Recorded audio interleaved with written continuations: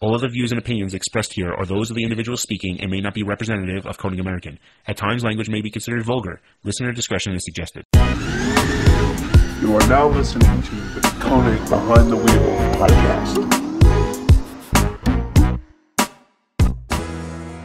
All right, we're live. Jonathan Wooley, editor-in-chief of S3 Magazine. Are you ready for a 10 question quickfire? Sure.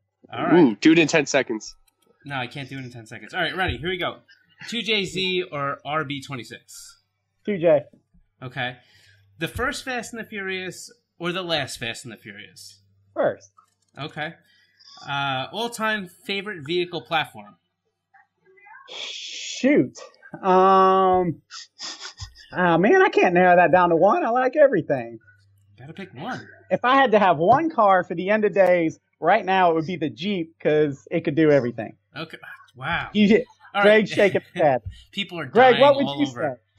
say? No, I'll wait for my questions. No. I'll let you make yourself sound like a real big dummy. 911, but that's like the hipster thing right now. It's like 50 years proven. So maybe that would be one. A CRX, you can do anything to. That thing won't die. You have to drive it off a cliff and let it burst into flames to let it die. So that would be one. Wow. Okay. All right. Well, we're moving on. DSM or Evo? Oh, man. DSM, because that's my route. All right. Best import car show you've ever been to? Oh, the early days of IA were pretty magical. All right.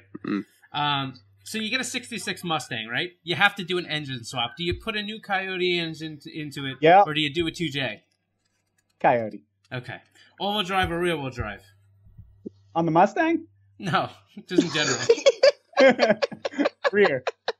All right. Timer track or drift? Drift. 911 or Mark IV Supra? 911. All right. So now you're from Atlanta. And what are we going to do here? Is it a buffalo or is it the lemon pepper wings? Both. All right. Yep. No, Yep. both? You got to both. That's got to be cheating. All right. All right. So well done. I'm Scott. I'm the marketing director from Konig Wheels. And here with me we have Gregg. He's the marketing and sales manager from Koruworks in Atlanta, Georgia. They're a tuning shop from Atlanta, Georgia with a big presence in tuning, drifting, and cars, period. Gregg also works with Fortune Auto Suspension, the extremely popular Grid Life series, and occasionally you can catch him swinging that sauce at Wingstop on the weekends when Rick Ross is busy. So let me introduce our guest here. We got Jonathan Wooley. He's the owner and editor of S3 Magazine, Atlanta born and raised. Jacksonville born. Jacksonville born. Doesn't really. Where are you And from half now? doesn't Where count. are you from now? Well, Atlanta. Outside of Atlanta, technically. Damn. Crazy. Nobody wants to claim Florida in the first place, so Listen, I here's probably the thing. claim Florida. I met you it has to be 12 years ago now in Atlanta. Yeah. You were from Atlanta then, so I think you're going to have to take the title. All right. I got a love-hate thing with Atlanta. Like, I like Atlanta. I don't like the traffic. I mean, I'm from New York, bro. I mean, I don't... All right, so listen. So, Jonathan Wooley, a car enthusiast through and through. He was around for the early days, the Nopi days, the Fast and the Furious days, but he's never wavered as being an import car enthusiast. If you've been under a rock for a while, you've heard of them, but go check out S3 Magazine. I think it's interesting. You guys, you're kind of got a unique perspective. You capture something that's totally different than any other magazine, and you really kind of catch the car culture from that, that Southeast flavor for sure. And you do it by writing articles where you basically don't give two shits about what anybody else thinks, and I think that's probably the best part of the magazine. We've known each other for 12, 13 years? I think we talked about that before. So I think it was important to have you here on one of our first podcasts. First, I think that we've had a solid relationship with myself and Konig as a brand for S3 for well over a decade. You've been around the import scene for at least almost 20 years now, right? Yep. Yeah, I mean since 96, I guess, since I got my keys. Yeah. So, and I think the most important part that you bring here is, as an editor and owner of a predominantly print magazine, you offer some interesting insight on car features, sponsorships, print magazines, their life expectancy, which we'll get into later, so don't get too angry. And finally, I think your thoughts about car culture as a whole are going to really bring like a unique perspective to some people, whether they're kind of younger or a little bit older. So I think that's a cool perspective. And that's kind of why I wanted you to kind of be here. I think you can bring some interesting stuff. I think we really need to get down to it like this. John, you own a Fiesta ST, a Porsche 911, you own a Wrangler JK, you have a CRX, and not one, but two DSMs collecting dust in somebody's basement. Funny you say dust, because I also have a duster. And a duster. the most elaborate fleet of cars, period. Is there anything else I missed? Did you throw in any other ones that you're storing somewhere else? Yep. No, that's it. So that's it. I can't help myself. I think if we're gonna go into it, we really have to start with that Fiesta ST. I can't help myself. I mean, so let's talk about that real quick. What possessed you to get a Fiesta ST? Man, I don't know. I think it's a lot of different things at play. I think it's like you say, I'm romantic about things. And I'm romantic about those 90s hot hatches in that early day when it was just a turbo and a tire spinning front wheel drive and a blow off valve and none of the other crap. And the Fiesta is kind of the new 2018 version of that. It is that car that everybody goes, man, I wish they still made them like that in the 90s. It's like they do. And it's a Fiesta ST, but because it has a goofy Mexican name and weird proportions, nobody wants it, and because it's a Ford, like they want the car, they don't want the nameplate yet. Yeah. And when the car came out, it looks like if you put that car next to a Civic from 2018, and then you asked a guy in 1998 which was which, they would say that the Fiesta was definitely the 2018 Civic, and that the 2018 Civic was a freaking GM of something. But anyway, not to hate on Honda, but it's just, it was one of those things. And when it first came out, they were doing the bright colors, the blues, the greens, the reds, the oranges, and it got me. And what's the one take guy, Matt Farah?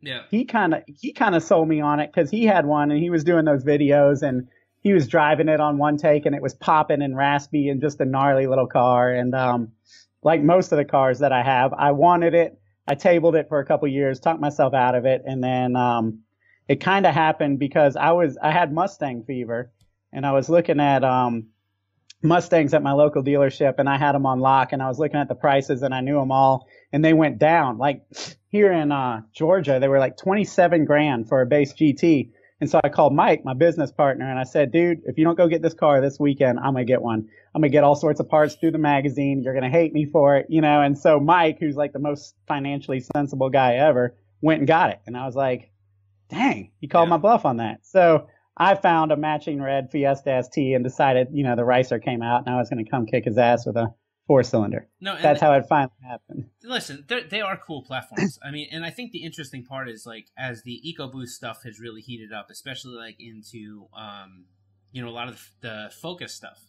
So I think that it's like kind of like the cars are definitely getting plays, and there's a lot of community behind them. So that's for sure. I mean, I can't tell you how many. Like, sometimes I'm afraid that when we go to post a picture on Instagram of a Focus ST or anything like that, because the first thing that happens is they all get on this group comment chain of basically telling us how we don't have 18.5 wheels, for the cars. And I was, it's hard. Like, we're like, no, there's no possible way. Not that we can't build them, but like, they don't fit. I mean, not even by a little bit. And so these guys are making them work, and they're putting flares on the car, and that stuff is really cool. But it's the hardest part, I think, from our perspective is where do you put that thing into place? Because for every 10 guys that comment and say that they want to do something in general, not just the Focus guys, there's only one of them that will actually do it when you come out with the wheels, and that's a hard part for us to kind of pick up. Like, where do we go? Like, what are we supposed to do? Do we make this stuff and take the risk of, running this production and then nobody buys it, even though they asked about it every day of, the year. But I feel like enthusiasts need to realize, and I'm telling them this as a friend, and I also do the same thing, is that we are impossible customers. We are always the most vocal. We say we want it, purple. We want it one-off. We want all this kind of personalized stuff that nobody else has. And then when it comes time to buy it, it doesn't happen. Case in point, in a way, the FRS, it's the car everybody wanted till it came out. And then we found a reason to it doesn't make enough power. Oh, it's too expensive. And finally now that the FRS is a little long in the tooth, it's starting to actually sell now that, they're used. That's the nature of every car, though. Like, as soon as you get to a point where, it's gained some age and the prices come down and stuff like that. I kind of feel like the FRS falls a little bit into that Miata type platform. It's one of those cars you do some stuff to, and you can just put your foot on the floor and just drive the thing all out. And that's kind of the beauty of the car. But the cars are getting a bunch of stance and a bunch of other,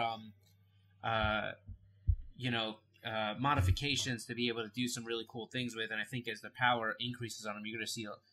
There's already a lot of bad ones rolling around. I'm just saying, I think you're really going to see that platform even has more legs that are coming behind it. So. Oh yeah, for sure. I'll own one. I know Gregg will own one eventually. Might be another 10 years, but we're gonna have one. I promise. He just returned back to a Honda Fit, so he's. Yeah, I just got back to the roots in Honda.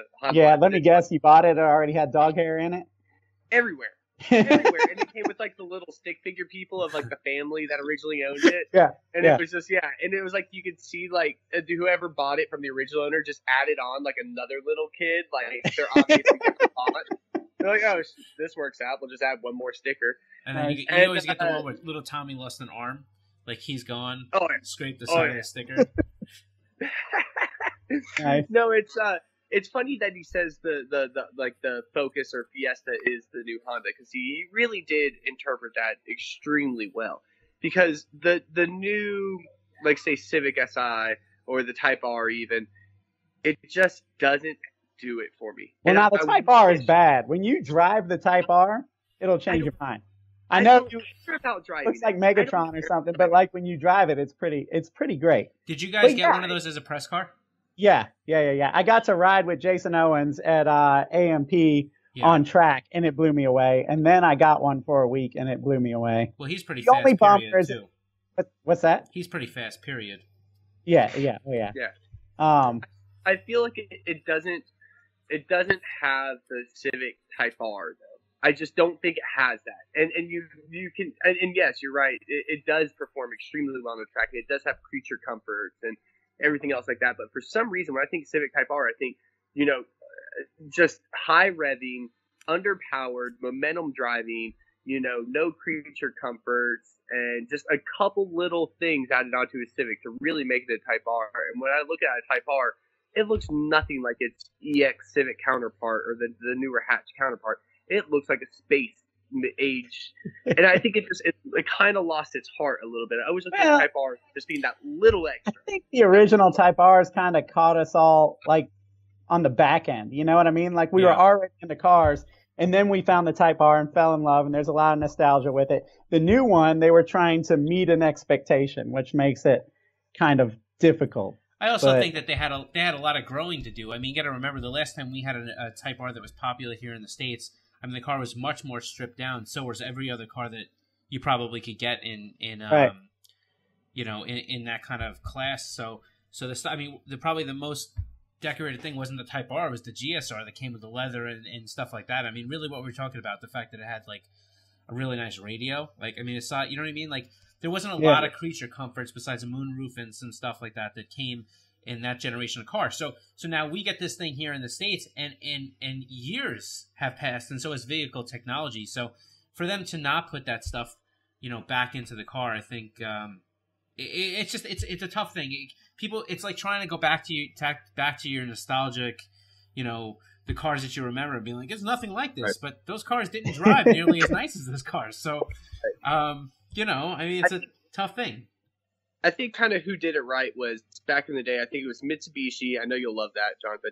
But Mitsubishi was it the MR where it had no creature comfort? anything like that. And it was a new car. Well, I think it was a new car. It was the RS, I think, that they had stripped out and had the aluminum, like, you had the... Oh, yeah, right? black door handles and all that. Yeah, But, it was just super basic. I don't think it even came with a spare tire. It was kind of like that Copo Camaro style feel, you know. And when I saw that car come out, I was like, that's it. They understand. They got it. Then again, I never bought one, you know. And it's still like I could own one, you know. But you're right. It's what I want, but it doesn't mean I'm going to buy it. And, you know, the hardest thing is me. It's like, I mean, Jonathan knows this. Like, I'm a hardcore DSM like guy. Like, I came from like all I did was DSMs, and the Evo. You know, when it first came out in the 3, like I was like one of the first ones to start playing with one. I didn't have one, but like plenty of my friends started to get them, and I mean, I couldn't figure out how they came up with the money to afford it, but I mean, whatever. So. I mean, we got these cars in, and yeah, they were light years ahead, and they were different, but I mean, Mitsubishis were crap. I mean, and the more you own them, the more you knew that. Like, I mean, the fact of the matter is, I remember 2003. By 2004, I had 2 friends that had problems with paint actually having, like, bubbling issues over the quarters, like the rear quarters, and, like, they take it to Mitsubishi, and they're like, well, what are you going to do? It's like, well, no, yeah. What are you going to do? Like, it's a warranty problem. They're like, no, it's not. I'm like, no, yeah. How would they deny it because you washed it? Like, it doesn't make any sense. My girlfriend thought I was being chivalrous when I opened up the car door. It was just so she wouldn't break my door handle. Because they all broke on 2Gs, man. Yeah, no, for sure. Yeah, that was always a lot of fun. That and the windows falling down, that was a good one. Yeah, they just don't make cars like they used to. I remember. Wooley was actually there for this trip. I got Wooley's CRX. I bought on a whim. I traded a couch and like a couple $100 or something for it, because Wooley said he was going to a car show in Texas, and I kind of wanted to go. So I traded like a couch and you know, $50 or something like that, and I picked up the CRX that Wooley now owns. Nonetheless, halfway down through the drive, the window decided just to fall down, and so I had to drive through rain and everything with the window all the way down. All the way through Texas, easy fix. I was stubborn. But nonetheless, it's so funny because that same issue had Wooley like next week with his DSM, and then we got a Ford Ranger that he and I both shared, and the window fell down. And I just don't think that happens to new cars anymore. I haven't seen a car where they come off the window tracks in quite some years. What's the deal? No, I'll tell you what happens to new cars. 2006, I'm driving the Nopi tour from New York, and I'm trying to head up and meet with them. Remember, they used to do that thing at that hotel in I think it was like Greensboro, so we're driving down there, and Honda had just given us a brand new Civic Si, right? Loaded up, has a brand new navigation thing in it. In fact, when we got it, there was even a sticker on the navigation that said, like, you know, something about, you know, this is a pre-production unit, you know, may come with certain things. But anyhow, we use the unit all. By the way, I'm driving by myself.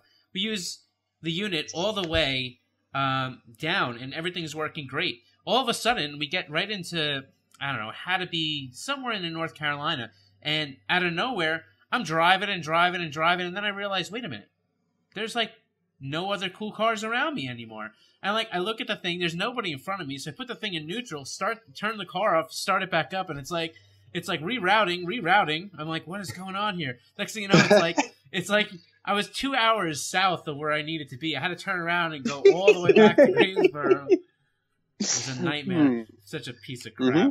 So yeah, God, I'll take the cars with the maps in them. Oh God. So what did people do back in the day before GPS? Like, I think I just started driving. Like, oh God, that's horrible. Yeah, you stopped at a gas station and asked. And then remember, you had MapQuest, so you would print it out before you asked. Yeah, go to AAA, and you can get the little printouts with a little. Yeah. No wonder people grew up and lived and retired in like small towns. It's a scary world out there if you didn't have like GPS and stuff back in the day. Oh man, nothing's scarier. But so all right. So we're just talking about Nopi. So I think this is a good segue. Jonathan, what do you think? How has the import car tuning the scene changed over the past 15 years or so? You think? Oh God. From the height and the mecca of that Fast and the Furious era, and I hate to keep going back to that movie, but it really was such a good representation of the height of when the scene really kind of got really popular, mainstream. So how do you think things have gotten better? How do you think things have gotten worse, over that period of time? Man, I don't know. There's a lot of little things.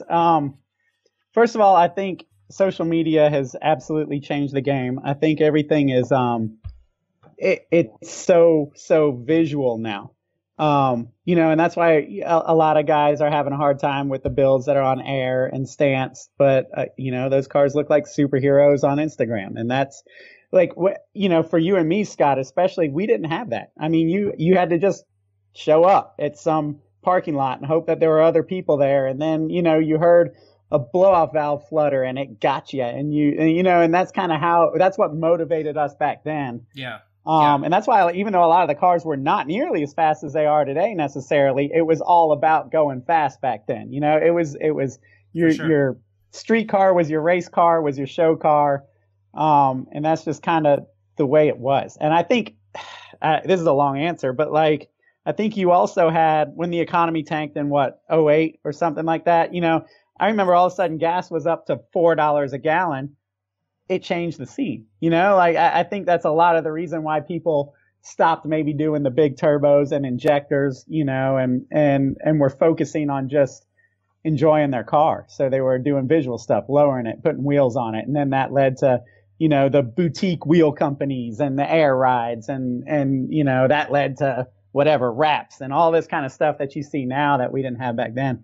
But I was just talking, I had a buddy that I went to college with and we worked at Circuit City Road Shop together in college and stuff like that doing car stereo. He came over today because he was in the area. So we went to lunch and it was just, we were reminiscing about, this was circa 2001 or 2 or something like that. And we were just like, everybody we knew was a car guy. I mean, it was like literally, I went to University of Georgia, so I'm sure there was 30,000 people there, but everybody I knew was a car guy in some way. It was just insane. You would meet new people, and before you even had the chance to ask them if they were a car guy, they were a car guy. Like whether they had a Prelude or an Accord Coupe or whatever, like it didn't matter what you had.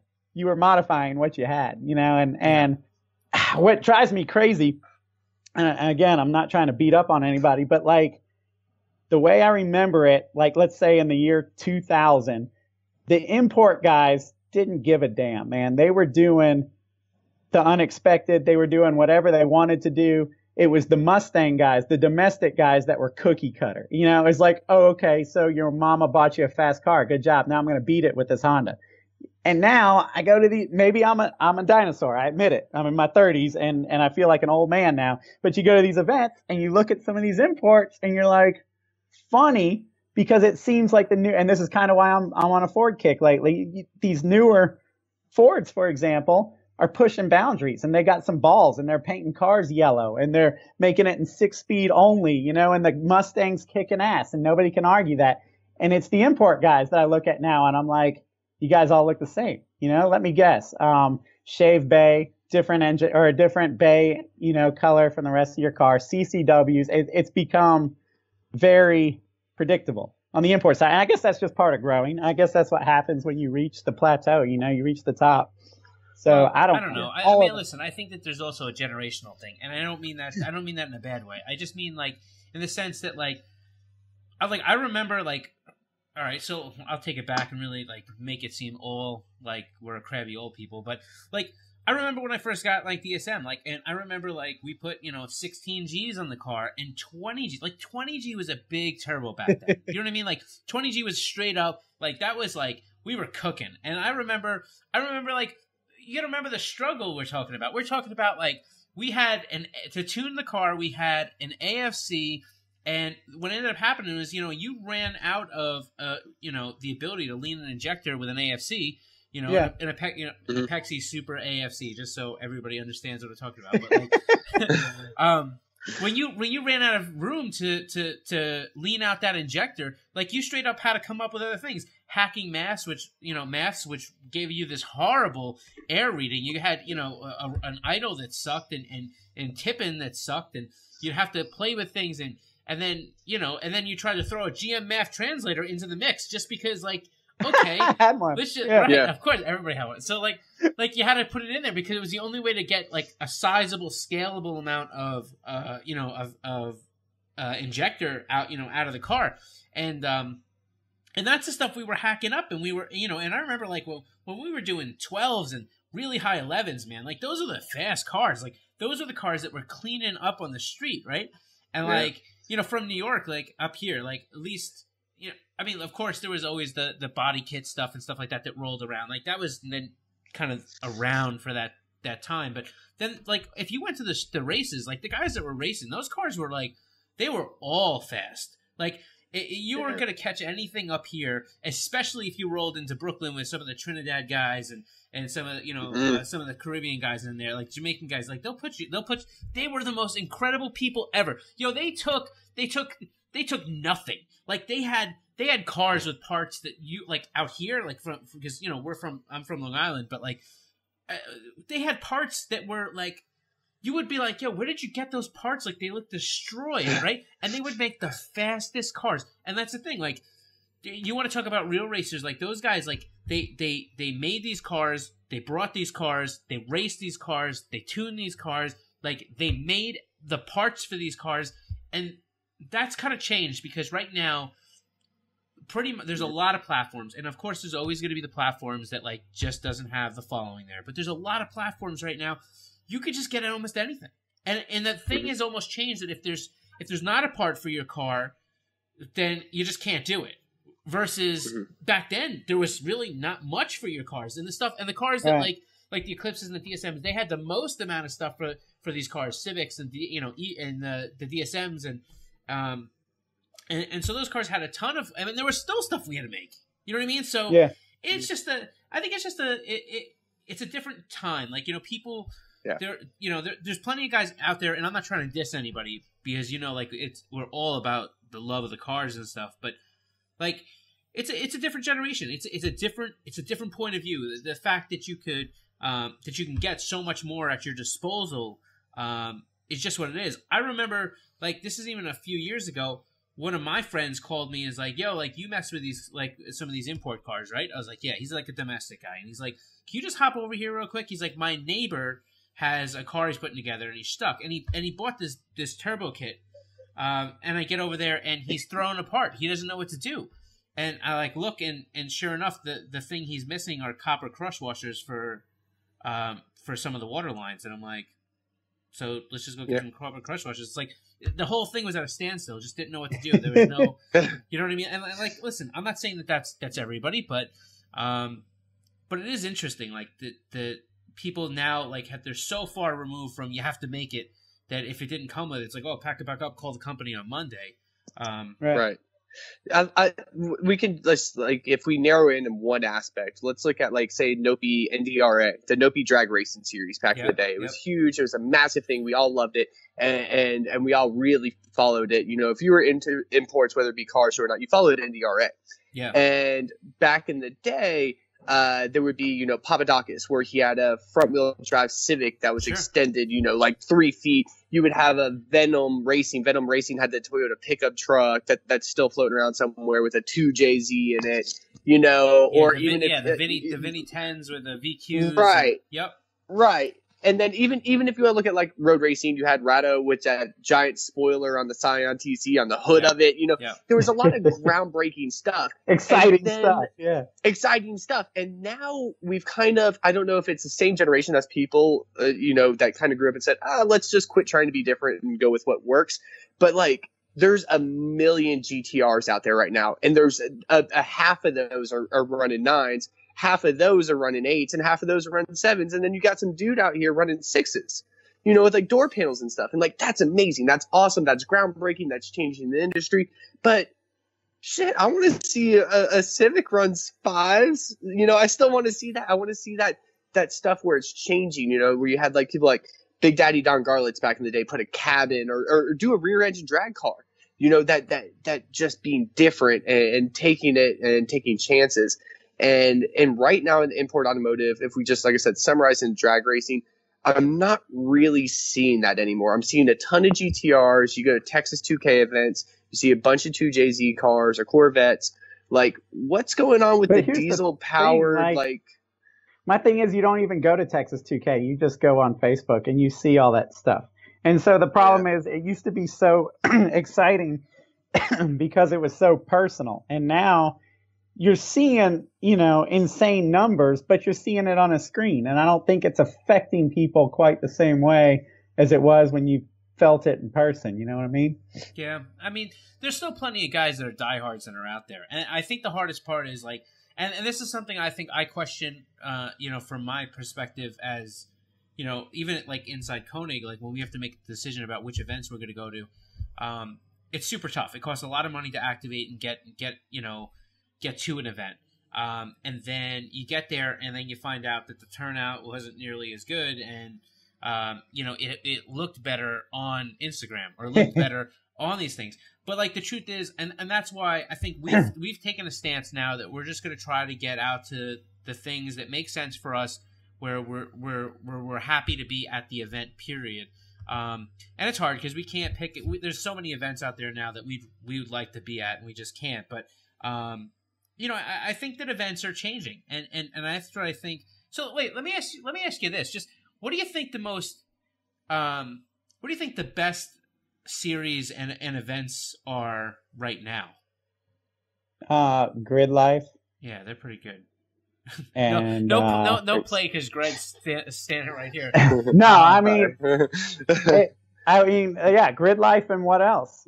You know, like I don't know. There's nobody doing what Grid Life is doing, and you know, we're talking about watching it on a screen. It's insane because the attendance is unreal. The people have the time of their lives when they're there. It's a freaking Woodstock, but for automotive. You know what I mean? It's and then at the same time, it's going worldwide just because they're breaking the rules. You know, it's nobody has done to this point. And you know, talking to Chris, it's kind of, it sounds like a commercial, but it's kind of just the beginning. I know they got some. I think they have some new stuff for Time Attack. Gregg, you might know better than me, but like it just. My dad is sending me stuff about Grid Life. You know, like that says something about Grid Life. You know what I mean? It's just hitting on all generations, all automotive interests. You know, it's there's nothing else like it. It's funny because I'm part of Grid Life now because of Wooley, because me and Wooley have been doing events a little. You know, rewind in time. I came straight out of high school and I started working at S3 Magazine with Wooley back in the day. And then, you know, we became great friends, started valet parking cars together, came up with some great ideas, you know, and we became best friends along the way. Nonetheless, Wooley calls me when he's up at Gingerman years ago, and he goes, "Gregg, I'm at this event called Grid Life. And it's hard to explain right now. It's raining, but you've 40-something degrees and raining. Yeah. Come to find out, like there was one or two cases of like hypothermia that actually ended up happening at that event. But nonetheless, Wooley calls me, and for Wooley to sound this excited on the phone about something, you know, it's something cool. And he's like, "Gregg, there's these events called Grid Life, and it's gonna change the industry." And this is what, 4 years ago now, something like that. And like certainly, I think it was 4 because the third year, anyways. Shortly after that, I contacted Chris Stewart, the founder of Grid Life, and I was like, "Hey, Wooley reached out to me, said these events are amazing. What can I do?" You know, and I just went out to the first one, started picking up cones, doing whatever I could to, you know, be part of this. And after experiencing my first Grid Life, it was true what Wooley was saying. It's changing the automotive industry for as far as events as we kind of know it. And what's great about it is when you go to, like, say, a car show or something like that, you'll see a lot of our millennials generation, you know, X, whatever it is, on their cell phones or doing other things. But when you're at a Grid Life event, every single person's in the moment. Yeah. They're absolutely in the moment. They're getting to experience things, and it's a little bit different. And it's not because I'm jaded or anything like that. Into many different styles of events, it's unique. And it's hard to really pinpoint it. But when you're there, you'll understand exactly what I mean. Yeah.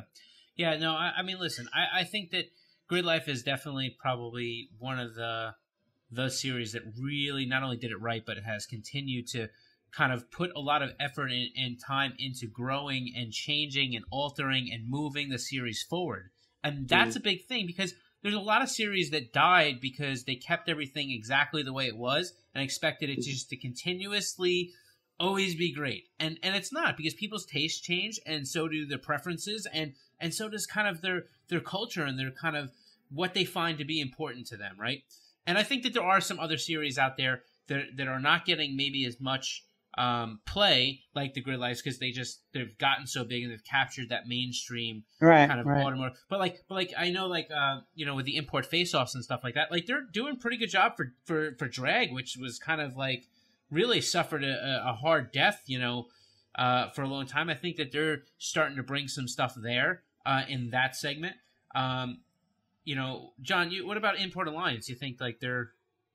Oh, I love it. I mean, Import Alliance, for me, the, 2010, 11, 12 or whatever, those kind of years where it was really blowing up, like I'll always be nostalgic for that. But I mean, we were even there a couple weeks ago in Atlanta, and it's homecoming. It's just one of those things where it's just turned into like a giant barbecue with all your best friends. It's just, it is what it is. And it's great. It is established, and so there is a bit of an excitement around Grid Life, because it is, it's kind of the new kid on the block. And Chris has, like you said, dude, he's got vision, he knows exactly what he wants to do. And I admire that a lot, but, nothing against Import Alliance. I mean, at least for sure. I know you guys might not, or you might not feel it in New York, but dude, I feel like he saved the Southeast import culture. I don't disagree with that. Because it was right when Nopi was dying, and you were talking about things couldn't grow out of what they were, and Nopi was kind of stuck, and they couldn't grow out of that image. And then Nopi died, and people were kind of shocked and at a loss, and IA, was exactly what we needed when we needed it. Yeah. Yeah. No, I don't disagree with that at all.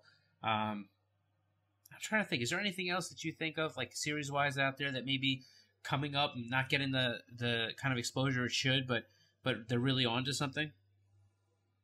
A couple weeks ago, I went to my first Trans Am series event in probably 20 years. Okay. And I swear, man, I left like inspired. I didn't know what to do with myself, but it was just like, dang it, man. Like if our guys, if our like, our little, peer group would go to this, they would love it.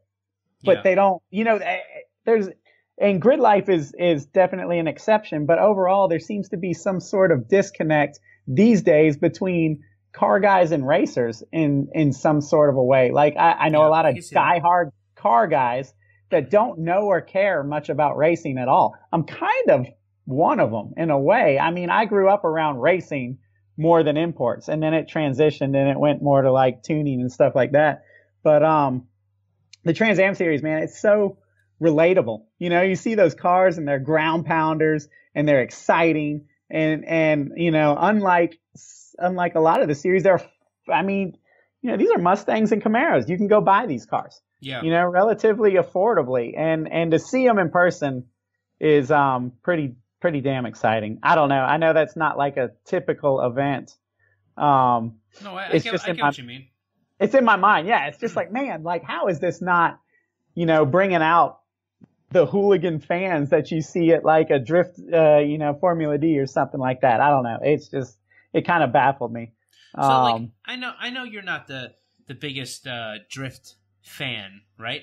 But like, do you think that if you had to pick like one motorsport right now, like one specific kind of genre of motorsport, where do you think the excitement, or where there's a lot of, of course, the drifting has like a good grip on people, but like, I see Time Attack really heating up as far as, grabbing more and more people, that autocross, being able to drive and do a little grip driving and stuff like that. Where do you see like motorsport as far as the enthusiast grassroots effort kind of focusing? Do you think it's in drift? Do you think it's... Yeah, drift is, as a spectator, drift is perfect. It's short bursts of high excitement.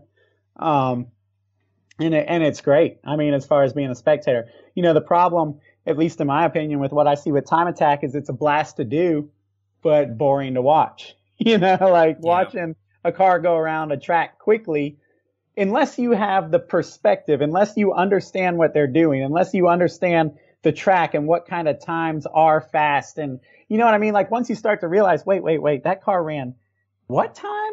That Civic ran 4 seconds faster than a GT3, like that, like if you can start to put stats to it, it gets more exciting.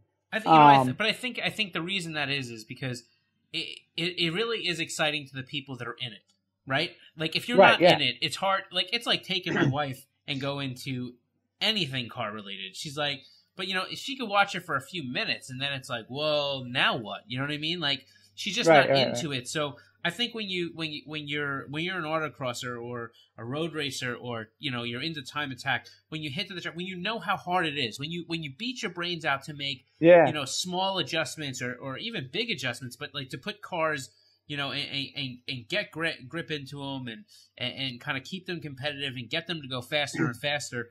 I just think that's like when you do what some of these guys like the Chris Borsmas are doing and Savannah Little and some of these people that are out there like every weekend just grinding it out and bringing these cars. You don't realize how fast these cars are until you see them out there, and until you see them up against some things like you said, like GT3s and stuff like that. You just watch some of these cars getting mowed down, and you're like, wow, that's crazy. Yeah. I mean, to me, the best part of time attack is walking the pits. Like I love to look at the cars, and it's just seeing them on track. It doesn't have the short bursts of excitement that drifting does.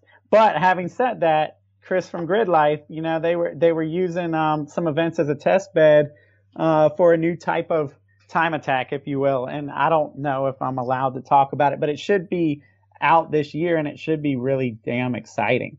I think that, because they realize that there's a need to kind of get some perspective on what's going on for the spectators. So we'll see where that goes. And, I don't know. I think the cars are incredible. I would love to just have a series where you took the time attack cars and put them wheel to wheel. I think that would be awesome. What happened to Gregg? Did he die? No. There he is. So I don't know, Gregg. What do you think? Where are we at? I mean, you're probably in such a great position.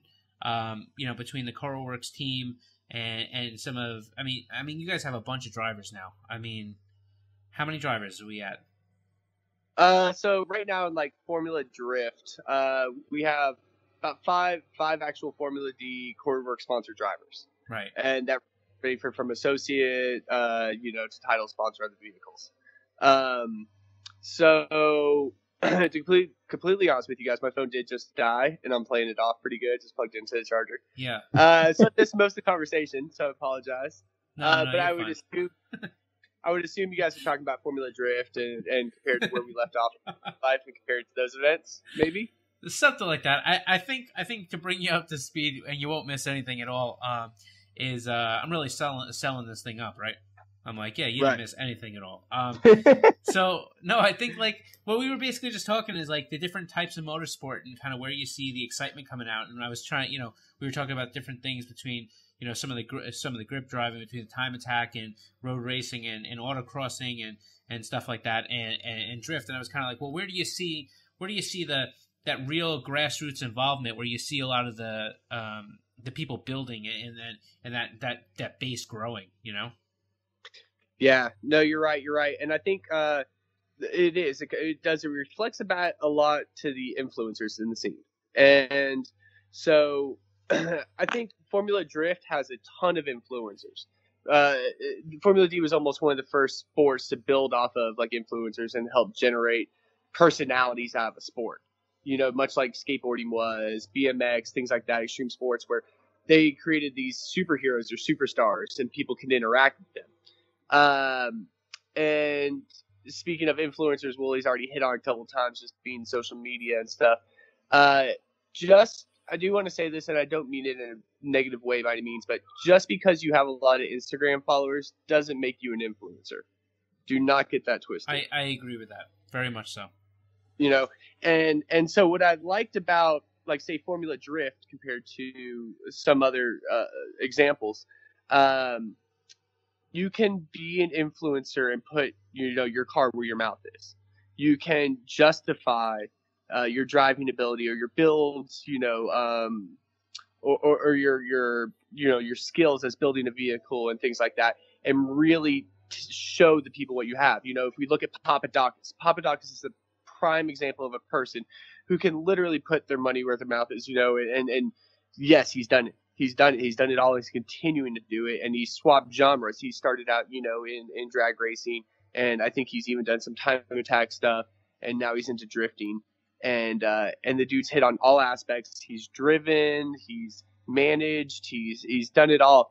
And I feel like he is an influencer. He is somebody that I wish, a lot more people in the industry could look up to.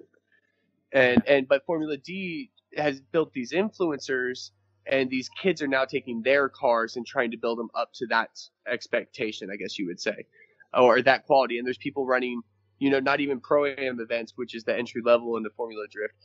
There's kids building cars that might not even go drifting, as crazy as that sounds, but they're building top level vehicles, and really not purpose-built vehicles, and not really even following through with that purpose.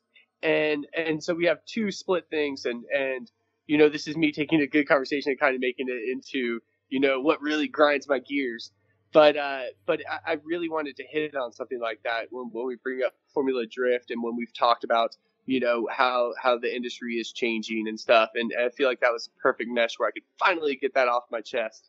Well, I'm glad we gave you airspace, man, because that was grinding you. Listen, I want to circle back to the thing you said about the influencers, and I think it's a good point to bring up. I mean, it's something we get all the time.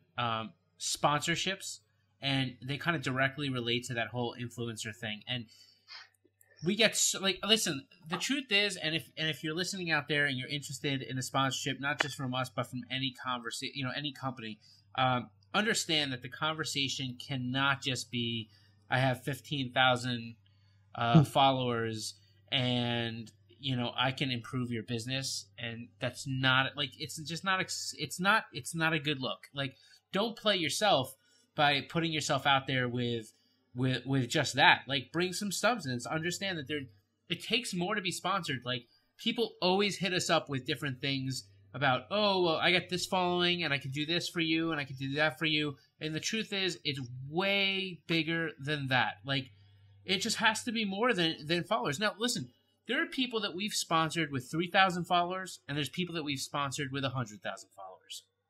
They may have received the same amount of product. There has to be an additional value that comes from your program. It's not always just how many people you can touch. Sometimes it has a lot to do with the content that you're bringing and what you can bring to these brands and these companies, And I kind of think that's got to be it's got to be the same. I mean, Wooley, let me ask you a question. You get to the magazine, you probably get like a ton, like an absolute ton of feature requests still, right? Right.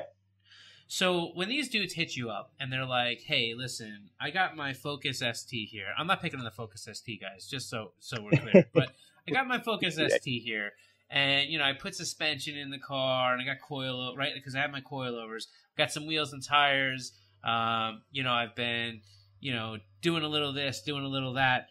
Got these suspension parts and stuff like that. Like, at what point do you look at a car and say, "Yeah, this guy's close. Like, this is a car that could be destined to be a feature"? And at what point do you just this guy didn't even do his homework? Yeah, I don't know. Like, everybody expects some sort of formal way that we, pick feature cars, and it's not really like that, man. A lot of it has to do, honestly, with circumstance. Like people ask, they have the right thing at the right time, and it clicks. Stuff like that.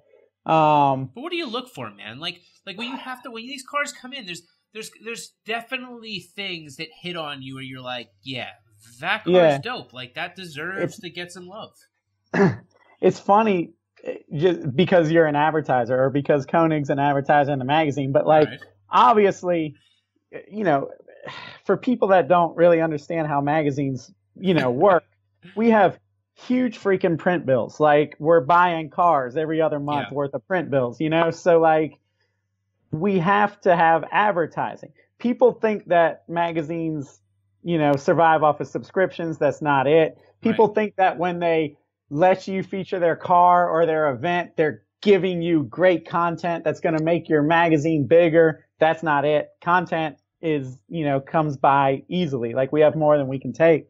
But, so one thing I have to look at from a business point of view is what does the car have that our advertisers make, you know? And so like, all right, so if Konig's advertising and a car has, you know, some of the new Konig wheels, that's a plus. It is.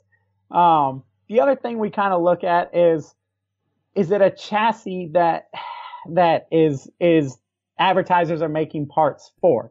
So this is where, you know, it gets frustrating because for me, like I love like EF Hondas or CRXs and stuff like that. Love them on a personal level. But as a feature car, that's a 30-year-old chassis. People have made the parts, you know, like they're looking at stuff like, I don't know, WRXs, you know, FRSs, Focus STs, Evos and stuff like that, 350Zs, 370Zs, you know, those are more current chassis that, people are still innovating parts for and whatnot. Everything's been, well, I don't want to say that because people still are innovating parts for Hondas, but a lot of times when you get into that old subculture type of thing, like those guys aren't advertising in magazines, you know, there's so much contradictory stuff that we have to look for. Another thing that is the owner cool. I mean, that plays a big part in S3. Like if I quickly sense that the owner is, you know, one of those Instagram kind of, you know, douchebags, you know, it's kind of a turnoff because we don't want to feature that. We don't want to portray that to people, you know, because it's not what we necessarily think is the best part of this culture. And then there's the wild cards, man. There's the stuff that I don't even know what it is until we see it. And all of a sudden you're like, okay, a Hayabusa motor and a Suzuki Swift. That's a yes. You know, like that, those kind of wild card things. So anyway, you have to blend what the readers are going to like, which is they want to see some of that wild card stuff. They want to see some of the older, cooler, nostalgic stuff, the JDM vintage stuff. You know, they want to see all that. All that stuff's hot, but you have to blend that with, okay, what are the people really driving though? You know, like on Instagram, an original Skyline is awesome. But in real life, our readers are driving Civic SIs, you know, newer ones, Focus STs, GTIs, you know, stuff like that. Mustangs, you know, like those are the cars that they're driving. So I don't know. It's another long answer, but you know, I feel like as a print magazine, we're having a battle because we're battling what people are seeing on the internet. And on the internet, it's a lot of like, oh, if you don't have 800 horsepower and this and that, like, doesn't even matter. Don't even pay attention to it. And I'm over here behind a computer trying to make an issue going like, you know what though? Like, let's be real. A 300 horsepower daily is a hell of a car, you know, and there's a lot of aftermarket support around that kind of a build. Yeah, but I mean, listen, I don't want people to get it twisted too, because I know the back end scenes of it, and I listened to your response, and I know that even as an advertiser, and while you're looking for those builds, like, we also know that there's plenty of cars that end up in there that don't necessarily always fit the advertiser bill. I mean, listen, I think it's really clear for people to understand. There's certainly a business to any magazine, and I don't care what magazine you're talking about, whether it be Super Street or S3. They have to pay their bills, and don't get it twisted. There's some level to which to which their content holds true, But your content does not exclusively evolve around advertisers. If it did, then every other car would have Konig wheels on it, and that would be super dope for me, but maybe not super realistic for what's out there, right? Yeah, you got to blend it, man. It's always been kind of like okay, you know, what does this work for? Like, this is, you know, with every car, we're not speaking to everybody. You know what I mean? Like, I had somebody, and actually this kind of is a good example. Somebody, you know, was confused as to why we featured a certain car and we didn't pick like maybe a nicer version of that car. and somebody on Facebook had made the comment, well, with magazines, it's all about who you know. And I was kind of like, well, that's kind of true, though. I mean, like, and it's not necessarily a bad thing, it's just a thing. But, like, if you wanted to get a car featured, I mean, a lot of times, I would say half the cars that we find come through photographers. Like, right, I only know so much, but we have photographers all over the country that are out there finding builds, like, before they're even done or right after they're done, and they're hitting all these events. So, like, it is kind of who you know. That's not new, though. That's never been new. Like I want everybody to be super clear. Like, I mean, I've been with Konig for almost 13 years already, and it didn't matter even before social media. That was always true. The truth is, there is no possible way that a magazine can have a staff of editors that's out there being able to cover the entire country, and especially with so many regional different flavors. And maybe that's changed a little bit with social media. Things have gotten a little bit more, spread out. But like, it used to be that there was a definite, like, when you traveled from, into, from New York, listen, up here it always was hungry, fast, and not showy. And then you'd go down south and it was way more show and stuff like that. So but I think that things were really regional. So you relied on a network of photographers and contributing editors or whatever it may be to bring you stories and do some cool things. So I don't think that that's ever changed. I just don't want people to listen to this and be like, see, man, like S3, they don't come. That's not the truth at all. Like, I mean, like you're telling them the basics of how you see things, but the truth is your content, it comes from a lot of different places, and that's never been any like different. It's not like this is something that's happened because of social media. This is just always how it was. I mean, and if somebody was wanting to get their car featured, a lot of, like what I was saying, is it comes through photographers and stuff like that. So people will get their feelings hurt and say, well, I guess I just didn't know the right people. And it's like, well, a lot of it is circumstance. A lot of it is, a photographer in Houston saying, hey, I got this car. So if you were trying to get in a magazine, things that would help would be get your car shot before you talk 1,000%. To a magazine. Stuff 1,000%. Like that. Like, because, and it's not intentional, but so much falls through the cracks. There are so many cars that I'm like, yeah, let's do something with that. And then it falls through the cracks, or it's not quite done yet, and you forget about, like, listen, don't show up to a job interview and be like, listen, I'm here for the job, I'm really good at the job, and they're like, all right, let me see your resume. You're like, well, I didn't bring one, but what do you want to see?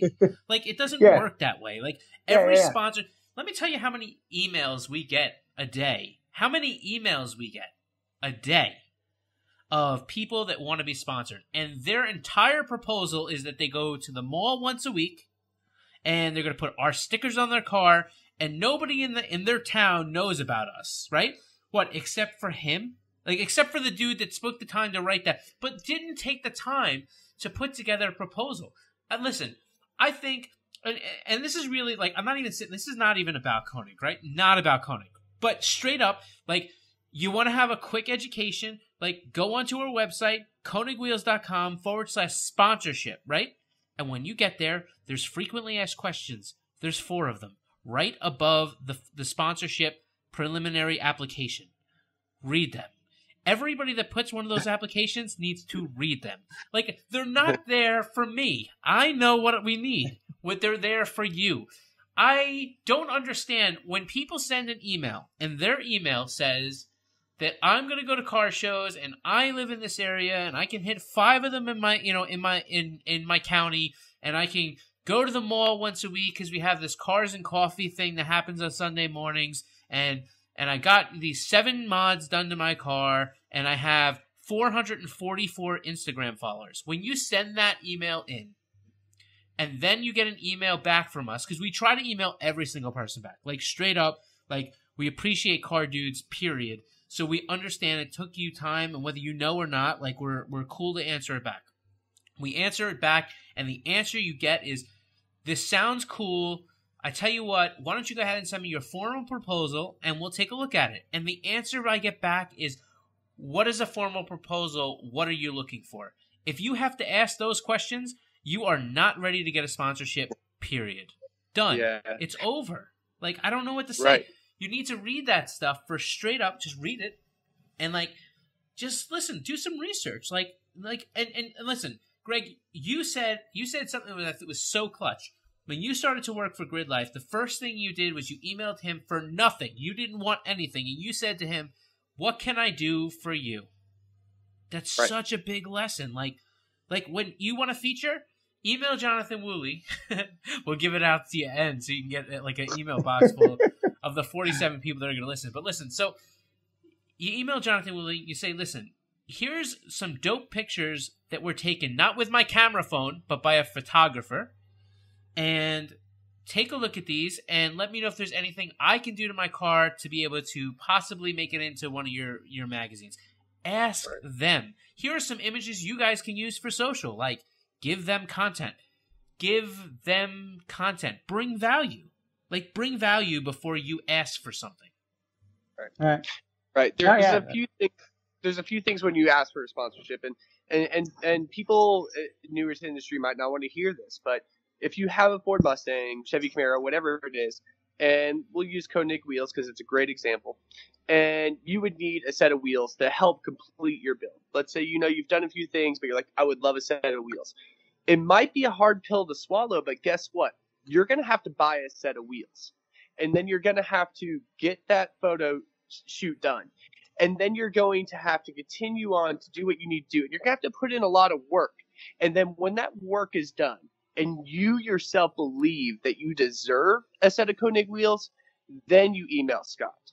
And then when you feel like, okay, I got a set of Konig wheels, I have obligations to abide by, I have a sponsorship now, I have people supporting me in my car or my build or whatever it is, then you get a photo shoot done and you reach out to Wooley. There is a process, and the thing is, it's a very simple process, and you just have to follow it.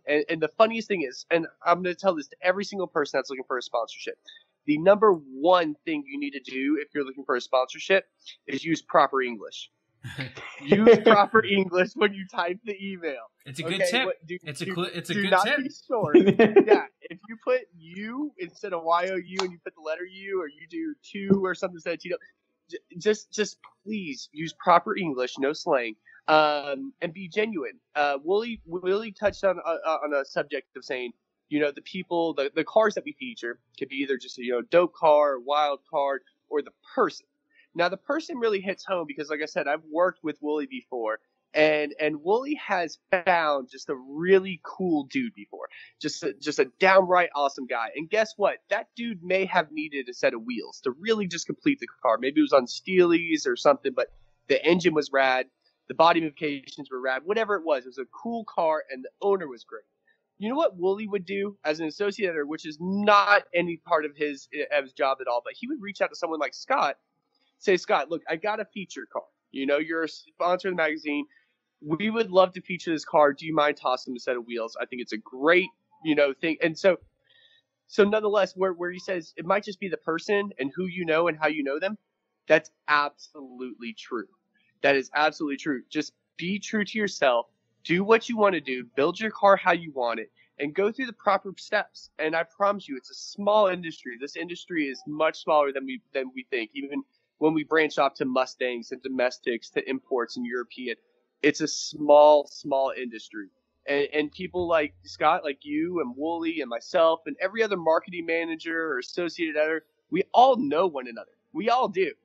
And so when you maintain that persona or your qualities as a person in building that car, that goes a long way in our industry. And we do see things like that.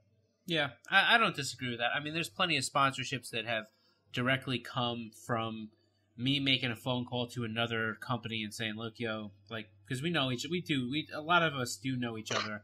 And I think what's interesting is I think people look at us like we're competing companies a lot of times, and they think that there's some sort of black wall. I really don't think that there's any I mean, all right, there may be one or two. Who? No. I'm kidding. But not the companies you would think. Like, I really, honestly, I don't think we have anybody that I really could say with any animosity.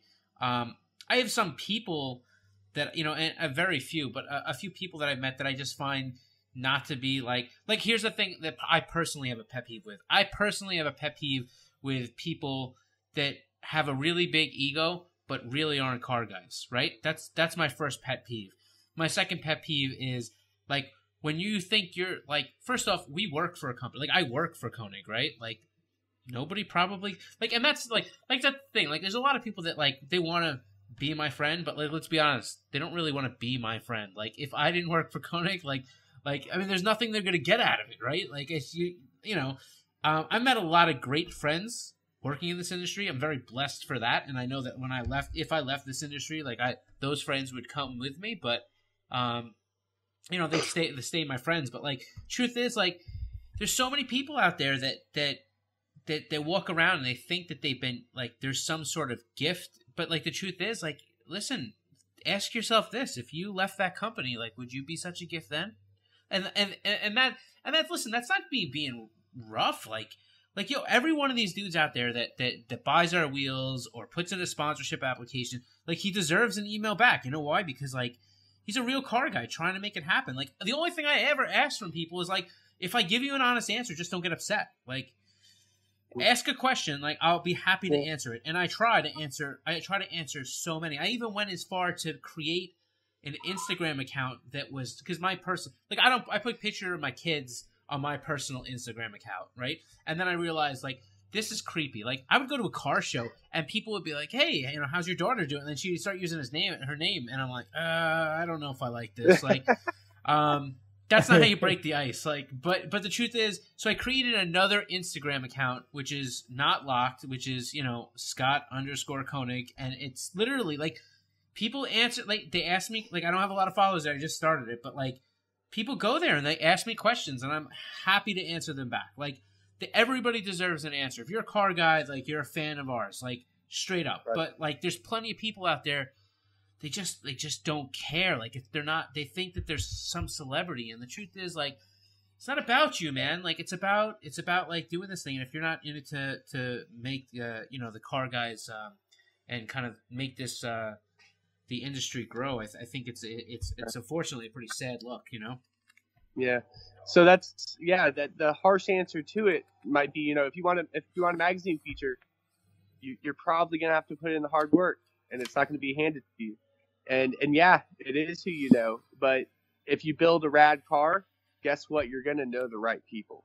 Well, yeah, I mean, isn't it? Yeah, it's always, you know, who you know, and you know people based by how much you're really out there, you know, in the culture and everything. So yes, it is kind of, you know, who you know, and a lot of timing and a lot of, you know, stuff like that. But, you know, it's like, I don't know, man. It's like Gregg was saying, you know, it kind of struck a chord. It's like, don't try to build your car or be what you think we want to see.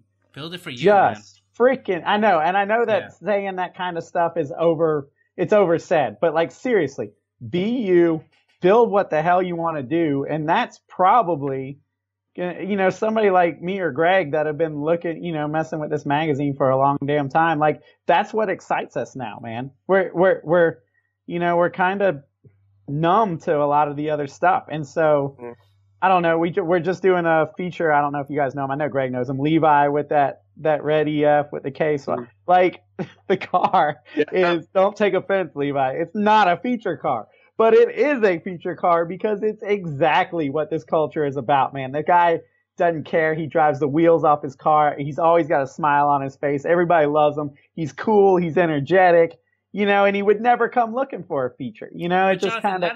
That is the thing that makes S3 like that unique. That is the perspective. Like you, like really, honestly, I will say this. We take a lot of shit for that. But listen, I will say this 100%. There is a reason that answer came out of you know, Jonathan's mouth, and it's a reason that's what you can expect from S3. So when you're going to spend your money on a print book, when you're going to spend your money, like, and you have to decide like what's the difference between this and Instagram, like, yo, that's the difference. Like S3 is giving you content that 100% real and is really focused on what's happening out there. You know what I mean? I think that's differentiation in your book. I really do. Well, I mean, yeah, I'd like to think it goes deeper than, an Instagram page, which just kind of scratches the surface. Instagram's kind of like, oh, check this out, this is dope, and we try and like get to more. Maybe it's just because I'm a psych major, but like I feel like a calling to motivate. You know what I mean? Like if I can feature a car and it makes somebody go on Craigslist or whatever it is and start looking for that kind of car because it like, it got them off the couch in some way, like it got them excited to get back in the garage or finish whatever they hadn't been working on. Like that's it for me. That's all I try and do with like every article. That's all I'm trying to do. Yeah. So, all right, I'm gonna piss Jonathan off now. Oh shit. Listen, Let's do it. You've heard the expression "print is dead," right? Yeah. So, once or twice. Yeah. Wrong, once or twice. He's like once or twice yesterday. Do you think print's dead? Do you think we're coming to a shift where the decline of print is going to become just inevitable, and there's going to have to be a shift in that medium?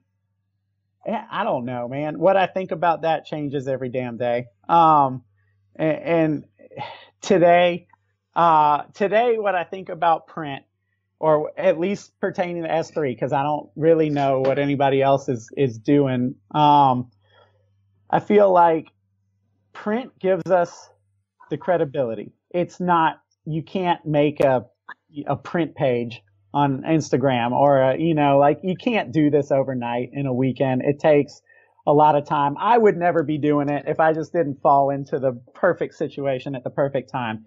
But I think that, it's kind of undeniable that print does give you credibility.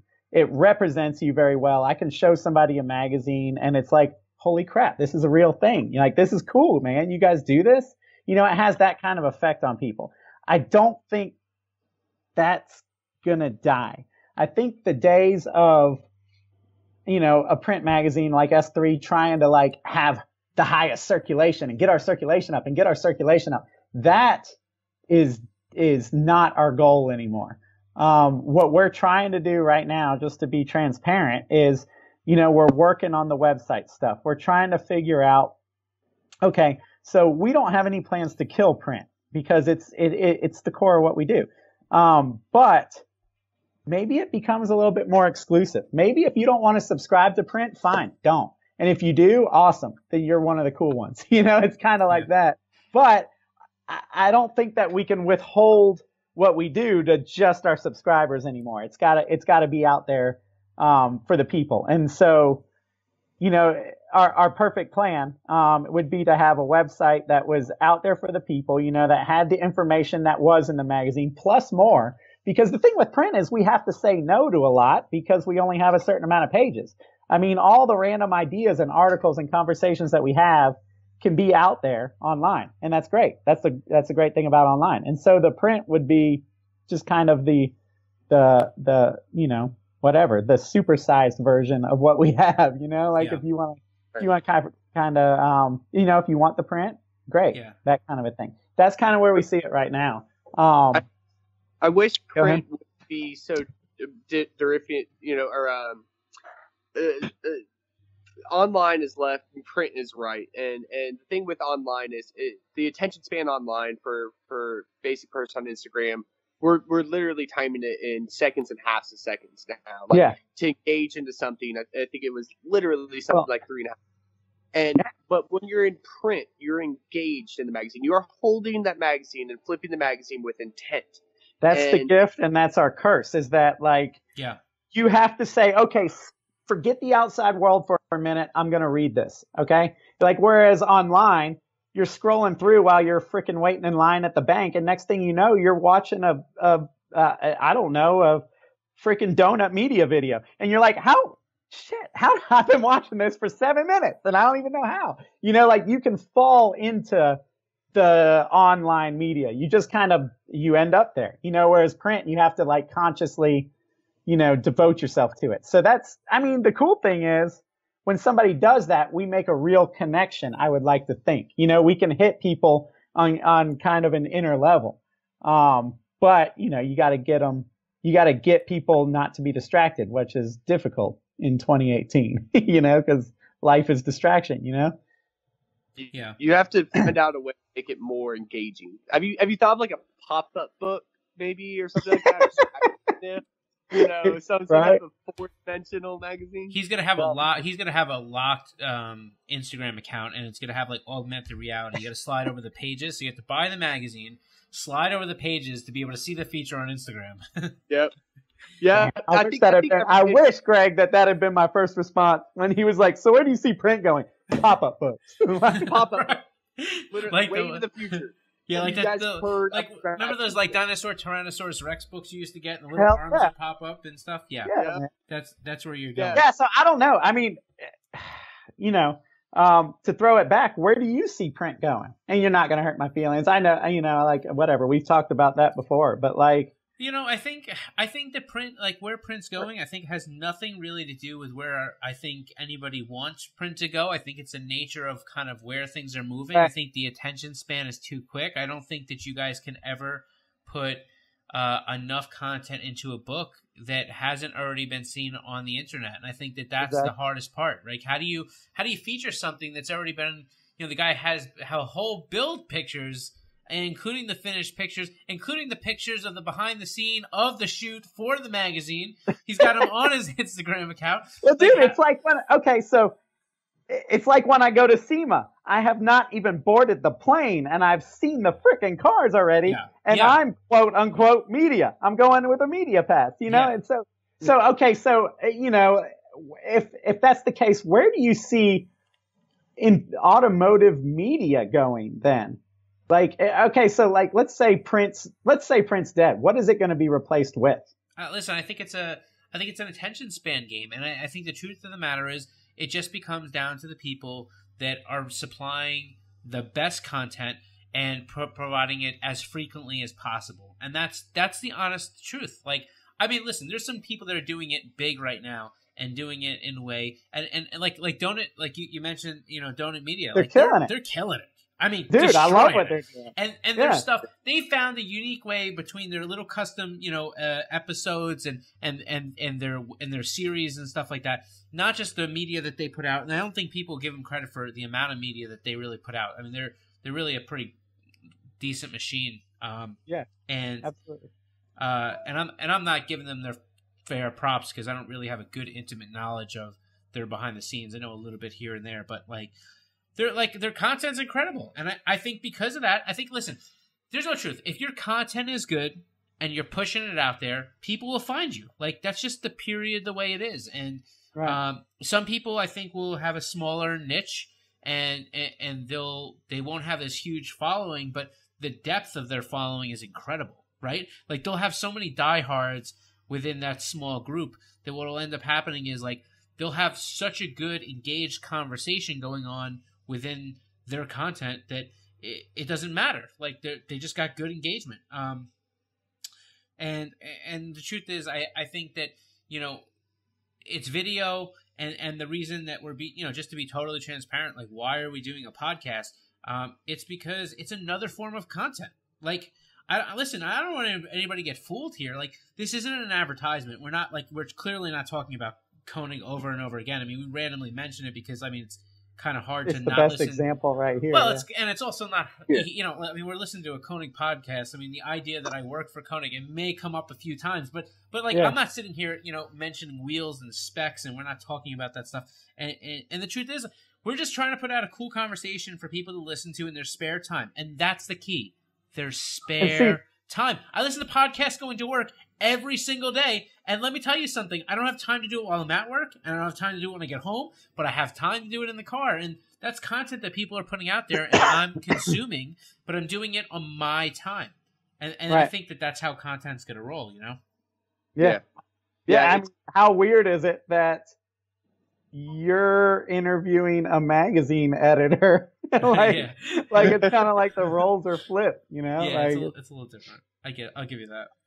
I don't know what I'm doing. I mean, that's the thing. Like, I mean, I've watched the bigger magazine conglomerates and everything try and like flail and figure out what they're doing, and I can't get a read on anything they're doing. And so me and Mike, and we just kind of, we're just doing what we do, and hopefully it will pan out. And right now, print is going to be at the center of that, you know? Yeah, and I don't think there's anything wrong with, keeping your brand in a certain space and knowing, hey, this is where we came from. We're not giving it up, but we're moving it in different directions and we're spanning it out, Just thinking out loud right now, even if I could have a guarantee of like, okay, look, stop doing the print and you're going to, be more profitable doing online stuff, it would still break my heart. But, it's like you said, I'm romantic about print. It's just kind of, I wouldn't be into cars right now if it wasn't for print. You know what I mean? It had such an impact on my life. I was that guy, dude. I was in the dorm room, and the entire front door of our dorm is 1998 Super Street, and so it had such a big impact on like hooking me and making the import thing lifelong and not just one car, Yo, for the young dudes, I think they need to appreciate this, that when we bought magazines, and like when I say we, all right, I'm gonna super make it seem like I'm super old, right? But like I'm not that old. But like I remember straight up, this is like gotta be 98, 99, 2000, right? Yeah. I remember buying magazines. First off, I would go to 7-Eleven. You guys have 7-Elevens down there? Yep. Yeah. I would go to 7-Eleven. I would look for the magazine, like, every month, like, because you didn't want to miss it, right? I'd pay the money, I'd take this magazine, I'd read it cover to cover, and, like, don't get me wrong, I even looked at every single advertisement. You know why? Because there might have been something cool for my car in there. Like, hell yeah, there was, like, real information. Like, they would have exactly their catalog on ads. They wasn't just a picture of a car. I bought a lot of bullshit parts. I mean, parts that didn't fit my car whatsoever. I mean, I bought spoilers that, like, I didn't even think to measure. Like, I bought spoilers, and I had to cut the sides off because I wanted one of those Grand Touring spoilers. Damn thing came down the trunk. Couldn't even mount the thing because I had to cut the sides off of it because I couldn't fit the pedestal legs down into the center of the trunk to put a bolt through it. It just doesn't work. Don't use it. No, what are you talking about? All you have to do is you cut it. You just cut it off. You just cut off the sides in an equal amount, and you just shove a whole bunch of fiberglass and Bondo in there. Everybody knows that, Greg. And then you never paint it. Never paint it. No, you paint it, but you paint it with single stage paint so that it just doesn't quite match the trunk of your car. Yeah, and But listen, so you had these magazines, right? You straight up had these magazines, and you kept every single issue in piles, and you had them like they were novellas, like they were straight up encyclopedias. Like if you asked me, like in 2002, if you had asked me, like, hey, like, do you happen to have the Super Street from 4 years ago and 3 issues in? I'd be like, yep, here it is. You want to read it? Like, like that's what magazines were to us. So I just, the best part about it was there weren't freaking comments. You know what I mean? Like, you read something in a magazine in 2000 and you were left to your own opinions. Like, you were like, that is dope. Or else you would say, that is crap. I don't like it. But, like, there wasn't somebody leading you in what you were going to think about it. Yes, it was. It was always there. Listen. No. Everybody knows the one parking lot that they would roll to every Tuesday night or every Thursday night or whatever it was, or sometimes every night. And you would go up there, and everybody would have the same issue of Super Street or the same issue of S3 or the same issue of Import Tuner or whatever it was going to be. Or let's throw them some love, Honda Tuning, right? And you get there, and, like, everybody would be like, yo, this is dope. Did you see this? Did you see that? Did you see this? Like, that's what it was. The only difference is nothing has changed. Like, nothing has changed. The internet just has exposed everybody at a much faster rate for exactly who they are.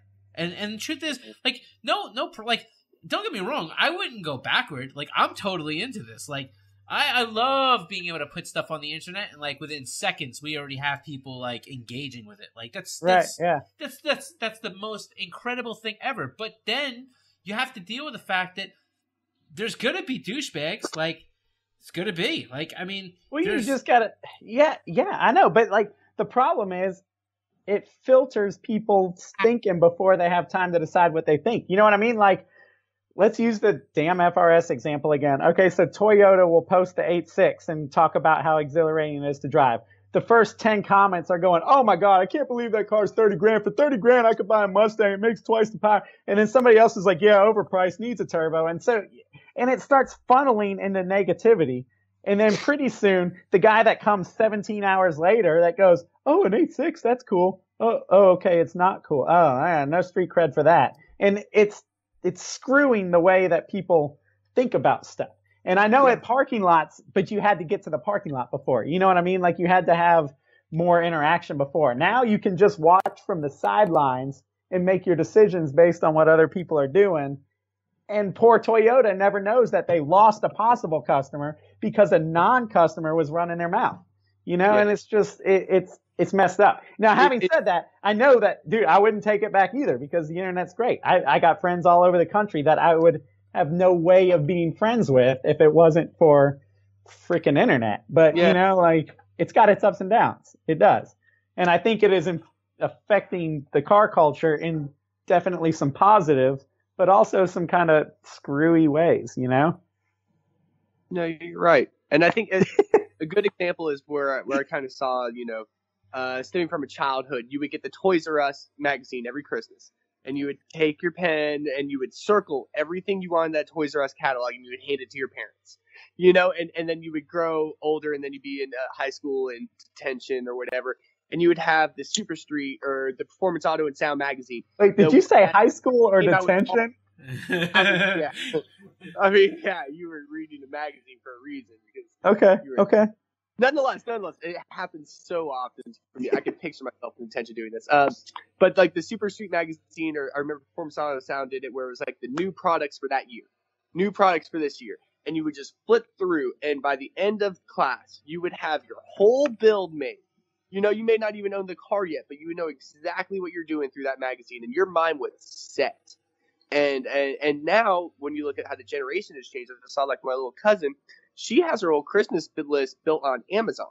And not only that, but like you can now see the reviews on Amazon again of like how this product is, how this RC car works, how this interacts, and things like that. And things have just gotten so much more elaborate. And what the magazine is its purest form. It is how you interpret it through an editor or associate editor's voice. And that is simply that. By the time you're done with it is how you interpret it. And that's what makes it engaging. And unfortunately, you know, with the generation, how things, attention spans have changed, it's an uphill battle for people like Jonathan. It is. To really get those people to engage, and the magazine's almost become more of a niche thing where I think it sticks with people like our generation. And my dad still buys Hot Rod magazine and Truckin' magazine, and that's how he does it. And my dad literally still buys the print version of Auto Trader. I don't know where he buys it. I was about to say, aren't they free? He still has the print version of Auto Trader and Boat Trader and stuff like that, and it's all that is ours. I think that's just ours. I just think the hardest part that some of these print mags are going to have trouble with is the fact that they don't have a choice. Like, it's a downward spiral in the sense that, like, maybe if you can maintain a book that had like this incredible quality and stuff like that, it might have some niche legs. The problem I see is that, you know, what happens? Like, you start to lose budget, so then you change your paper quality and make it like a see-through, tracing paper, and then all of a sudden you put in, you know, every page or every other page has an advertisement on it. So then you look and you're like, oh, it's got 7 pages of content and it's got 47 pages of advertisement, right? And then I think people like and then they're giving away subscriptions to try to get, because they have to be able to print them to be able to get advertisers into the book. I just think it's a tough thing, and I think that there are a few really good books out now, and I'm not gonna put my mouth out there because first off, I'm friends with a lot of these editors, and second off, I just don't think it's fair to take a stab at any one book. But there's plenty of books out there that I think that just aren't getting it done, and they're not getting it done because of things that have been. And listen, and that's no reflection on these editors. A lot of these editors, they really care. They're really trying to put out good stuff, but listen, they're owned by companies that, they got bills to pay, so they have this whole big agenda, and their jobs are huge. You know what I mean? It takes such a substantial amount of effort to do this content. I mean, listen, and that's the one thing that people don't get their props for. Like, it takes Jonathan way longer to, you know, put together a a print feature than it does to write something online and hit post. Like, just does. Like, so, I don't know. I don't think people get the how involved the actual workload that goes into that stuff is. But, I think the books themselves will be the determining factor whether they're relevant and alive. From now, will they get creative and make good content and encourage people to buy books, or will it be regurgitated stuff that they've already seen 3, 4, 5, 6 months ago? Yeah. Right. Well, and one of our problems is we have to compete with ourselves. Like you go to Import Alliance, for example, and you're like, well, the next issue ain't going to come out for 2 months. That's not going to work. We got to put it online. So, you sell that stuff online, and then in 2 months, you're like, well, hell, we put that all online already. Like, so yeah, you're fighting with yourself. But, there's no doubt it's changing. And the way that it was done before isn't going to fly anymore, man. Yeah. Right. I agree. So listen, I think we've been at this. We can chop this thing up, for 1,000 more hours, but I think I want to ask you one more question before we get going. So there's definitely a shift in culture with kids today. And when I say kids, kids, I mean, maybe the latter part of the millennials, but there seems to be more of an interest on technology and certain valuables and variables and materials than there is about cars. So, we're seeing things like kids don't need to get there's no rush for them to go get permits. There's no rush for them to go get driver's licenses or to own cars, or they borrow cars, or Uber for cities, mass transportation. That's always kind of been there, so that's kind of not really a non-variable. But as Ubers become more integrated, more cost effective, and if you're in the city right now, you're like, what are you talking about? They're pretty good. I'm like, yeah, they are, but like if you live out in the suburbs or in a rural area, it's still pretty tough. And pretty expensive to grab an Uber, even though they're out there. But as this happens, and cars start to decrease, and the need for people to desire and need cars go away, what do you think is going to happen? Is the car enthusiast segment going to suffer? And if so, how soon? When do you think we're faced with things have really changed in a way that their industry begins to shrivel? I don't know, man. Me and Mike talk about that. Mike's the other owner of the magazine, but we talk about that all the time. We're like, man, it's like we're always talking about print, and how is print going to change? And then it's kind of like, well, the whole automotive industry here might be on the verge of destruction and not even be realizing it. But I don't know. I can't see cars, especially for us, and I assume even the younger people. If not, then I just don't get it. But cars represent freedom, right? That was it for me. When I turned 16, I was getting my license that day because it's an extension of your personality. It represents freedom. You can freaking go anywhere. Right, but when that goes away, that's the thing. When that goes away and Uber's hey, all I have to do is press a button on my phone and Uber shows up 5 minutes later, and I don't have to have the expense of a car, and I have other people that drive, or I have rides, and at what point does that? I mean, and listen. Keep in mind, for guys like us. I mean, I'm 35, and I think Greg, you're in the 30s, just hit 30, and Jonathan, what, you're 32, 33? Am I right? Yeah, we'll say that. All right, all right. But for guys like us, cars were our social media. When we were younger, when we were in the height of our car age. As far as building things, no money, stuff like that. I still build cars, but now it's different. I didn't have to grind for it. I mean, back then, man, I would work on people's cars, sell anything I had. I literally, I was broke. I felt like I was my richest when I had no money.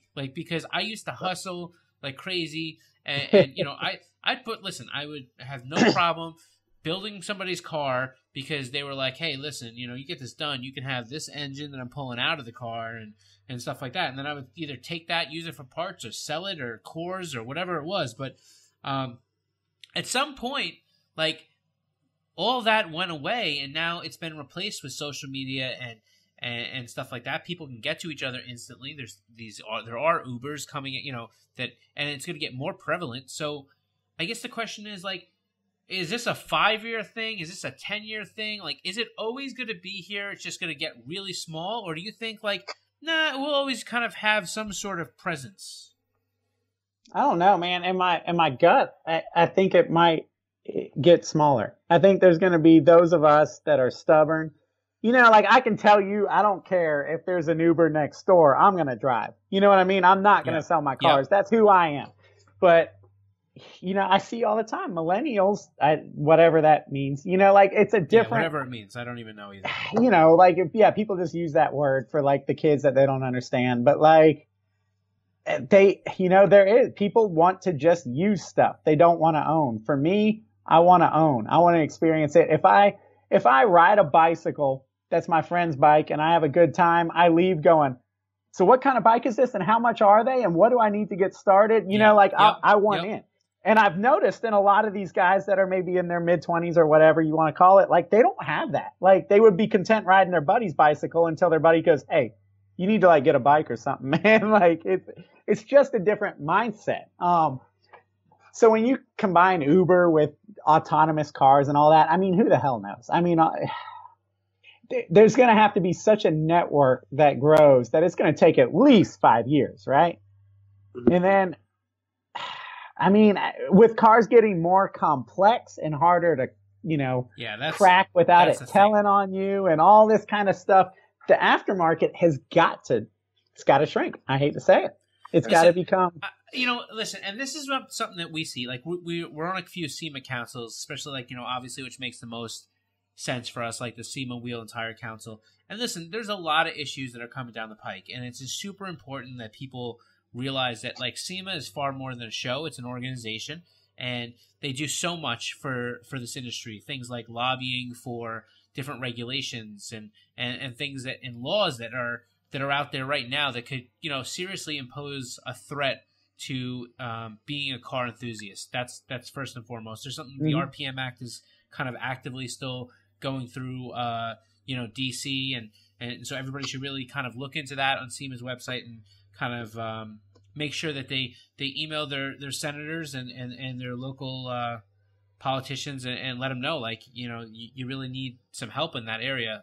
So that RPM Act is really big. But, like, there's things like vehicle stability systems and, you know, these radar cameras that they have now that are going to be calibrated at the factory, and, you know, by changing different things to the vehicles, you're going to basically change the way the vehicle interprets how handling is happening, and is that dangerous or is that not dangerous? And these are all the things that the aftermarket will have to figure out and come up with solutions for to be able to allow modification. But, like, let's not forget, like, that happened with OBD1. That happened with OBD2. Like, that happened with TPMS sensors. That happened with, you know, vehicles safing systems. It happened with vehicle stability systems. It happened with traction control systems. Like, anytime you put onboard computers on a car or put sensors in that are supposed to detect how a car is acting, it's up to, you know, different companies and part manufacturers and stuff to figure out what that has to be done. So I think it's just really important that we understand that, like, as much as complicated as cars will get, there's this very real side which is out there, which is we're going to figure it out. We always figure it out. Like, that's what it is. And it's important to roll with companies that try to figure it out and that actively participate in trying to help the problem and not just kind of roll with the fact that other people will solve it, because that's just a terrible way to look at it, right? So when you say, you know, like, we have these complications, traction control, stability control, things like that, you're talking about these aftermarket companies that are going to disable those for us, right? No, not necessarily. No, I think. Listen, I think that's a misconception, though, Greg. That's a super misconception. Like, the truth is, like, most of the companies out there, they're really good companies, and they're trying to figure out how to play nice with these stability systems, or give you advice about what can be done and what can't be done. Well, and you look at, I mean, there's positive sides to it. I mean, look at Cobb Tuning. You know what I mean? Like now I can, or APR, or any of these guys, you know, like you can get power without popping the hood. You know what I mean? Like I have the ability to flat foot shift my little Fiesta ST. Like it's all this kind of. Everybody needs to flat foot shift their Fiesta ST. Oh yeah, dude. I mean, but there's a lot. If this new technology can be interpreted and translated the right way, there's a lot of cool stuff that can come from it. My hope is that it doesn't complicate and drive up the cost so much to where the people that want to play, the enthusiasts, don't want to play anymore. Well, listen, I think that depends on what we're talking about here. I mean, listen, it's happened. I mean, look, let's take a quick look at TPMS sensors. Like, for people that don't know what TPMS is, it's tire pressure monitoring system sensors. You have them in your car if your car was probably after 2005-ish. Some cars tell you the pressure on the dashboard. Some cars don't. Some cars just give you that nasty little light that you go, oh, crap, now I got to pull over and look for the nail. But either way, those things, man, like people put those in, and I mean, like how many shops had to scramble to figure out, one, how do I get scanners and sensors and readers and computers that allow me to read these codes, and two, every time somebody comes and change their wheels, I have to swap their sensors over without breaking them apart, and then get them recalibrated into the right position and get them back onto the car. So it's happened, it's done, but there's safing systems, and safing systems will continue to get more cumbersome and abundant. I mean, what did they say? Like, I forget, like an F-150 now has something like over millions of lines of code in a computer. I mean, like millions. I mean, like I feel like, I mean, I'm going to be so misquoted here, so nobody like quote me on this, but like I feel like it was 150 million lines of code in the F-150 between all the different computers. Like, that's ridiculous. Like, that's more than space shuttles. And, I mean, fuel lines and coolant lines. Like, that's what you need. Well, right. Which is why we want this is why we want an S14. This is why we want, 2 JZs. This is why we want SRs. Like that's what it is. But yeah, I don't know. I think that those systems and the car complications, they're there forever, and they're going to get more difficult. There's just no way around it. So, I don't know. All right, look, Jonathan, thanks for taking the time to rap with Gregg and I here today. I think there's some interesting stuff here. Why don't you tell everybody how to reach you or reach S3 Magazine or both? I am on Facebook as Jonathan Wooley. Email is jwooley@s3mag.com. That's JWOOLEY. And how else? Instagram. Oh yeah, I just made my first post in like 5 years. Hold on. Folks, this is surreal. Oh, he's making another post. No, it's S3 Magazine _Wooley. Okay. So S3 Magazine _WOOLEY. That's my own personal one, which I've been messing with. It's really funny because I didn't post for 5 years, and then I came back and had threads. It's totally different. And then hold on, the S3 one is S3 Magazine. That's sick, fantastic. And your website is s3mag.com. Yeah. Cool. Yeah. Gregg, tell him how to. We gotta throw the plugs around, right? We gotta throw the plugs at him. Tell him where to hit you up. Tell him where to get Grid Life, and tell him where to get Koruworks. Awesome. Grid Life Midwest is coming up. Make sure you grab those tickets before they sell out. Grid Life South as well. Those tickets, those things go quick. Come out and experience it. Have a great time with us. You get those at grid.life. There's no .coms. Just www.grid.life. Also, Koruworks. We're automotive parts distributor, drift team. A lot of cool, fun stuff. If you want to learn where you want to get those Konig wheels, come see me, Koruworks.com. I'll be sure to mention the podcast. I'll give you a homie hookup. We also have S3 magazines there as well. So if you want to pick up a copy, see what those look like. So, we're a one-stop shop for everything that's featured on this podcast. Sweet. Well, I like the round circle of hookup there. So anyhow, all right. So that's the end of this one. For more info on the podcast, make sure to check out konigwheels.com/podcast. You can also catch us on Instagram, Facebook, or Twitter, all at Konig Wheels USA. That's it. We're out. Peace. Thanks, guys. Bye.